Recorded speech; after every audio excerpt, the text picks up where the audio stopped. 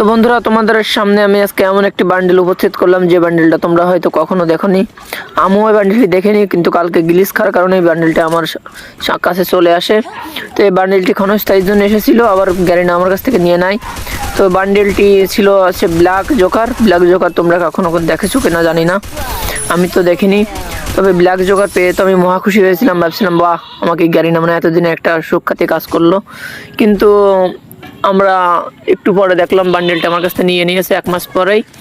তো এই ম্যাচটাই হ্যাকার পড়ার কারণে আমরা জিততে পারি না, কারণ এখন তোমরা তো জানো সিএস র্যাঙ্ক খেলাই যাচ্ছে না। একটা স্টার্ট দিলে আর একটা এই হ্যাকার পড়তেছে, একটা ম্যাচ জিতলে আর একটা ম্যাচ দেখা যাচ্ছে হ্যাকার এসে জেনতে বেনতে সেনতে মারে দিচ্ছে। তো তোমার কাছে ওয়াল থাকলেও তুমি কিছু করতে পারবে না, হ্যাকার যেহেতু অস্থির লেভেলের সব হ্যাকার আসতেছে। ওই দেখো হ্যাকার দেখো কিভাবে খেলছে, তাই দেখো আমার পার্টনারকে দেখো জম মারে দিচ্ছে সব। তো এখানে আমি কিছু করতে পারলাম না, হ্যাকার আমাকেও মেরে দিয়েছে, দেখো কিভাবে মেরেছে আমাকে।